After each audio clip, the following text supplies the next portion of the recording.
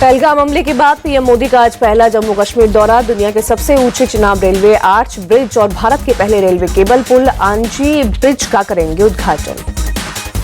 PM Modi सुबह 11 बजे चिनाब नदी पर बने 1315 मीटर लंबे ब्रिज का करेंगे उद्घाटन और पुल के डेक पर जाएंगे। इसके बाद अंजी ब्रिज का करेंगे उद्घाटन। पीएम मोदी दोपहर 12 बजे कटरा से श्रीनगर के लिए वंदे भारत ट्रेन को दिखाएंगे हरी झंडी। 46,000 करोड़ रुपए से ज्यादा के विकास परियोजनाओं का शिलान्यास और उद्घाटन भी करेंगे। पीएम मोदी ने ट्वीट कर आज के दिन को जम्मू कश्मीर के लोगों के लिए बताया खास दिन। लिखा 46,000 करोड़ रुपए की परियोजनाओं से जनजीवन पर पड़ेगा सकारात्मक असर। चिनाब नदी के तल से 359 मीटर ऊंचा आर्च ब्रिज 272 किलोमीटर लंबे Udhampur Srinagar Baramulla rail link project का हिस्सा है। ब्रिज का मुख्य आर्च 467 मीटर लंबा है। कुतुब मीनार से 5 गुना ऊंचे ब्रिज को तैयार करने में 28,000 मीट्रिक टन स्टील का इस्तेमाल किया गया है। ये 266 किलोमीटर प्रति घंटा हवा की रफ्तार और 9 की तीव्रता का भूकंप झेलने में सक्षम है। जम्मू कश्मीर के श्रीनगर में वंदे भारत ट्रेन को फूलों से सजाया गया। कटरा श्रीनगर वंदे भारत ट्रेन को पीएम मोदी आज दिखाएंगे हरी झंडी। पीएम मोदी के दौरे से पहले कटरा रेलवे स्टेशन पहुंचे सीएम उमर अब्दुल्ला और केंद्रीय मंत्री जितेंद्र सिंह तैयारियों का जायजा लिया। सीएम उमर अब्दुल्ला ने कहा कटरा से श्रीनगर के बीच ट्रेन चलने से सबको फायदा होगा। इससे अर्थव्यवस्था और पर्यटन को गति मिलेगी। केंद्रीय मंत्री जितेंद्र सिंह बोले अब कटरा से सिर्फ 3 घंटे में तय होगा श्रीनगर की दूरी। वहीं पर्यटन और अर्थव्यवस्था को बहुत फायदा मिलेगा। पीएम मोदी के जम्मू कश्मीर के दौरे से पहले बढ़ाई गई सुरक्षा व्यवस्था। अखनूर में सुरक्षा बलों ने चलाया सघन जांच अभियान। जम्मू के रामबन में भी चलाया गया चेकिंग अभियान। डॉग स्क्वाड की मदद से गाड़ियों की तलाशी ली गई। सुरक्षा बलों ने आईडी कार्ड से की लोगों की पहचान। बेंगलुरु चिन्नास्वामी स्टेडियम भगदड़ केस में सिद्धारमैया सरकार का बड़ा action. Police commissioner B Dayanand सहित 8 अफसर सस्पेंड। सीनियर आईपीएस सीमांत कुमार सिंह बनाए गए नए कमिश्नर।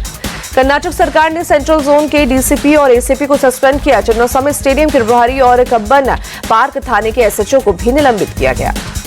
सीएम सिद्धारमैया ने आरसीबी और इवेंट मैनेजमेंट कंपनी के रिप्रेजेंटेटिव को जल्द गिरफ्तार करने का दिया आदेश। पुलिस ने एफआईआर किया दर्ज। कर्नाटक क्रिकेट एसोसिएशन के खिलाफ भी कब्बन पार्क थाने में एफआईआर दर्ज। आपराधिक लापरवाही और गैर इरादतन हत्या की धाराओं में केस। कर्नाटक सरकार ने भगदड़ मामले की जांच हाईकोर्ट के रिटायर्ड जज माइकल कुन्हा को सौंपी। 30 दिन के अंदर रिपोर्ट की गई तलब। कर्नाटक हाईकोर्ट में बेंगलुरु भगदड़ मामले पर सुनवाई। कोर्ट ने राज्य सरकार से स्टेटस रिपोर्ट मांगी। 10 जून को फिर होगी हियरिंग। हाईकोर्ट में खुली कर्नाटक सरकार की पोल। दायर हलफनामे में बताया स्टेडियम के बाहर 2.5 लाख भीड़ इकट्ठा हो गई जिसे कंट्रोल करने के लिए सिर्फ 1,483 ही पुलिस वाले थे। बेंगलुरु हादसे के बाद जागी कर्नाटक सरकार। गृह मंत्री जी परमेश्वरम ने कहा बड़े आयोजनों बैठकों और समारोह के लिए नई एसओपी तैयार करेंगे।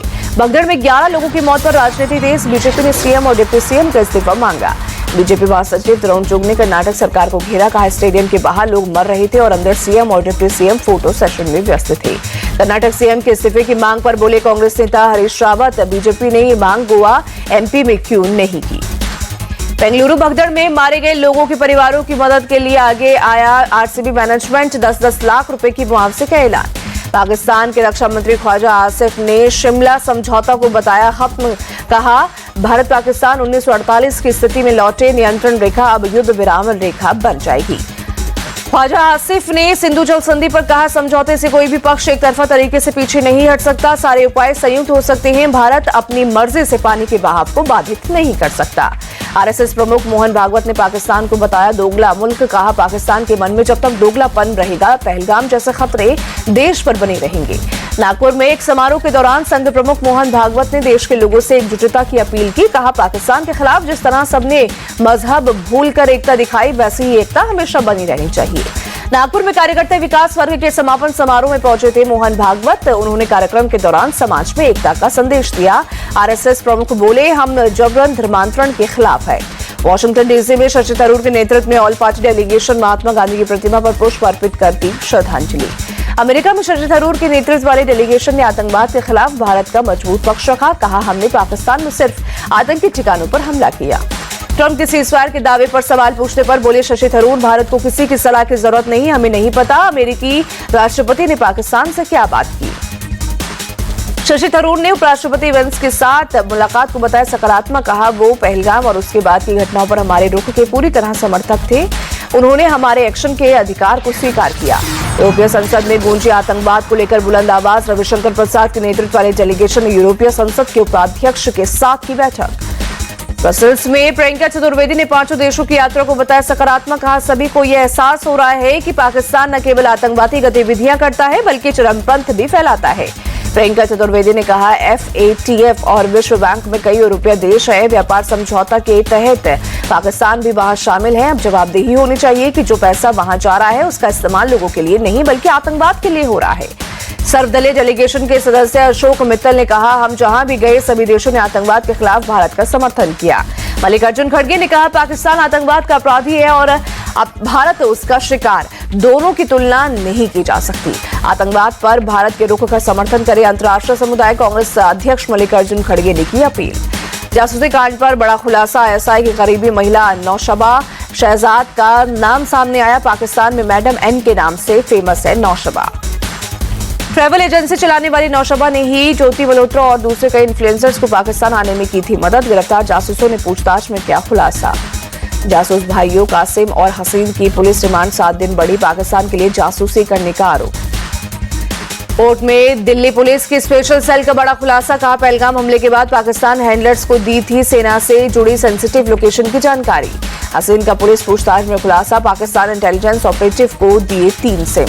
राहुल गांधी आज बिहार का करेंगे दौरा। गयाजी में सुबह 10:30 बजे माउंटेन मैन दशरथ मांझी के परिवार से करेंगे मुलाकात। राहुल गांधी दोपहर 12 बजे राजगीर में अति पिछड़ा संवाद कार्यक्रम को करेंगे संबोधित। दोपहर 2:45 बजे गयाजी में महिला संवाद कार्यक्रम में होंगे शामिल। शाम 4 बजे बोधगया के महाबोधि मंदिर में करेंगे दर्शन। जनसुराज के संस्थापक प्रशांत किशोर ने राहुल गांधी के दौरे का स्वागत करते हुए तेलंगाना के CM के बयान पर घेरा। पूछा, अगर बिहार के लोग मजदूरी के लिए हैं तो वोट मांगने यहाँ क्यों आ रहे हैं। प्रशांत किशोर की लालू यादव को सलाह। कहा, अपने परिवार से अलग किसी यादव नेता को बिहार का मुखिया घोषित करें। 23 जून को बिहार दौरे पर रहेंगे प्रधानमंत्री मोदी। सिवान में करोड़ों की योजनाओं की सौगात देंगे। जनसभा को करेंगे संबोधित। बिहार के डिप्टी CM सम्राट चौधरी का बयान। कहा, नीतीश कुमार का सुशासन है और यही सुशासन आगे भी चलेगा।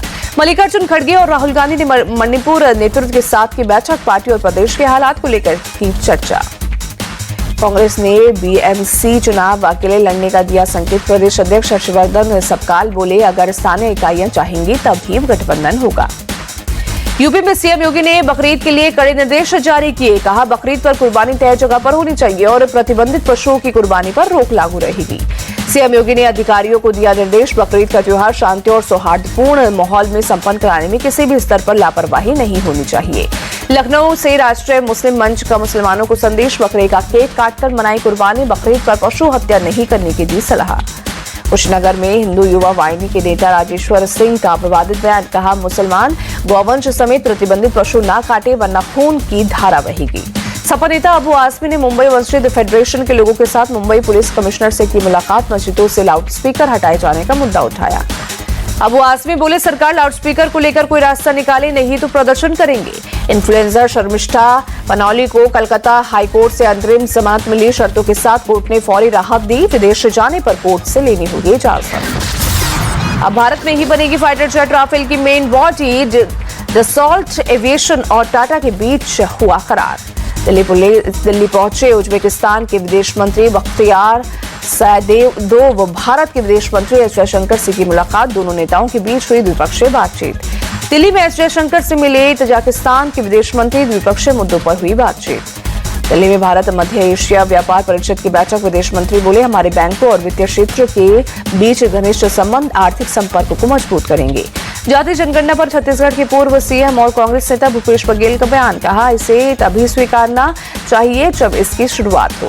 जातीय जनगणना कराने में सरकार इतना समय क्यों ले रही है। BJD सांसद मुजीबुल्लाह खान बोले, इसे 3 से 4 महीने के अंदर शुरू होना चाहिए। यूपी के संभल में रेस्टोरेंट पर खाद्य सुरक्षा विभाग की रेड। रेस्टोरेंट संचालन से लेकर बिजली और फायर सिस्टम में अनियमितता पाई गई। रेस्टोरेंट से खाद्य पदार्थों के सैंपल लिए गए। दिल्ली के साकेत कोर्ट में 2 कैदियों की झड़प। मारपीट में घायल एक कैदी अमन की अस्पताल में हुई मौत। पेशे के लिए कोर्ट के लॉकअप में आए थे दोनों कैदी। अमन और जितेंद्र के बीच की पुरानी दुश्मनी थी। यूपी के लखीमपुर खीरी में नेपाल सीमा के पास 2 लोग गिरफ्तार। 2 करोड़ रुपए के अवैध कृत्रिम मानव अंग बरामद किए। गाजियाबाद के कबीर नगर में 7 लोग अरेस्ट। फर्जी दस्तावेज बनाकर जमानत दिलवाते थे। छत्तीसगढ़ के बीजापुर में नक्सली गौतम उर्फ सुधाकर मारा गया, हथियार और भारी मात्रा में विस्फोटक बरामद। गोवा के कई इलाकों में लगातार बारिश, लोगों को गर्मी से मिली राहत। मणिपुर के इम्फाल में बाढ़ ने मचाई तबाही, कई लोगों का उजड़ा आशियाना, प्रभावित लोगों को राहत कैंपों में लाया गया। असम के श्रीभूमि में बाढ़ से लोग पलायन करने पर मजबूर, लोगों के घरों में घुसा पानी, नाव पनाह लोगों का सहारा, बांधों और ऊंची सड़कों पर रह रहे ग्रामीण। लोकसभा में टीएमसी के सांसद महुआ मोइत्रा ने बीजेडी के पूर्व सांसद पिनाकी मिश्रा की शादी, महुआ मोइत्रा ने केक काटते हुए फोटो शेयर किया। महुआ और पिनाकी मिश्रा ने 3 जून को जर्मनी में की शादी। गोल्ड और पिंक साड़ी में महुआ की अपने पति के साथ तस्वीर हो रही है वायरल। लंदन के हेस में विश्व पर्यावरण दिवस पर कार्यक्रम, केंद्रीय मंत्री अर्जुन राम मेघवाल ने एक पेड़ मां के नाम के तहत एक पेड़ लगाया। महाराष्ट्र के नासिक में हिंदू हृदय सम्राट बाला साहेब ठाकरे समृद्धि महामार्ग के आखिरी फेज का हुआ उद्घाटन। CM Devendra Fadnavis, deputy CM Eknath Shinde और अजित पवार ने किया उद्घाटन। तीनों ने महामार्ग पर दौड़ाई गाड़ी। Leh Ladakh scouts regimental centre पर passing out parade, 194 Agniveer Ladakh scouts regiment में हुए शामिल। गुवाहाटी में एएफपीएफ की 3 बटालियनों के कांस्टेबलों को हथियार सौंपे गए। मुख्यमंत्री हिमंता बिस्वा शर्मा रहे मौजूद। अमरनाथ यात्रा को लेकर सख्त होगी सुरक्षा, पहली बार काफिले की सुरक्षा में लगेंगे जामर। यात्रा रूट की ओर जाने वाली सभी सड़कें अस्थायी रूप से बंद होगी। अमरनाथ यात्रा की सुरक्षा में केंद्रीय सशस्त्र बलों की 581 कंपनियां तैनात होंगी। 3 जुलाई से 9 अगस्त तक होगी यात्रा। डच मेडिकल कंपनी ने कियो कार्पिन आमंड हेयर ऑयल को नए इंग्रेडिएंट के साथ किया लॉन्च। कंपनी का दावा, तेल में मिले नेचुरल विटामिन ई से हेयर ग्रोथ बढ़ेगी। डच मेडिकल के जनरल मैनेजर सेल्स प्रदीप शुक्ल ने कहा, आज से लखनऊ और कानपुर की मार्केट में मिलेगा नया प्रोडक्ट। इटली दौरे पर केंद्रीय मंत्री पीयूष गोयल ब्रेशिया में वेस्ट टू एनर्जी प्लांट का किया दौरा, कहा यहां बहुत कुछ सीखा है जिसको भारत में लागू करेंगे। पीयूष गोयल ने India middle east Europe economic corridor को बताया महत्वपूर्ण, कहा इससे व्यापार आसान होगा। टीम इंडिया देर रात मुंबई से इंग्लैंड के लिए हुई रवाना। 5 टेस्ट मैच की सीरीज का 20 जून से होगा आगाज। लीड्स में 20 से 24 जून तक होगा पहला मैच। भारत और इंग्लैंड के बीच दूसरा टेस्ट बर्मिंघम, तीसरा लॉर्ड्स, चौथा मैनचेस्टर में खेला जाएगा। सीरीज का 5वां और आखिरी मैच लंदन के किंगस्टन ओवल में 31 जुलाई से 4 अगस्त तक होगा। इंग्लैंड की बेसबॉल टेक्निक पर शुभमन गिल का बयान, कहा बेसबॉल के खिलाफ खेलना टीम के लिए बड़ा चैलेंज होगा। इंग्लैंड पर दबाव डालने की करेंगी कोशिश। टेस्ट सीरीज में जसप्रीत बुमराह की मौजूदगी पर बोले शुभमन गिल, कहा हमारे पास 10,000 गेंदबाज मैच दर मैच रहेंगे। बुमराह की फिटनेस पर नजर, हमारे पास अच्छा बॉलिंग लाइनअप है। तेंदुलकर एंडरसन ट्रॉफी के नाम से जाने जाएगी भारत इंग्लैंड टेस्ट सीरीज से। ईसीबी और बीसीसीआई का फैसला, पहले पटौती ट्रॉफी के नाम से जानी जाती थी ये सीरीज।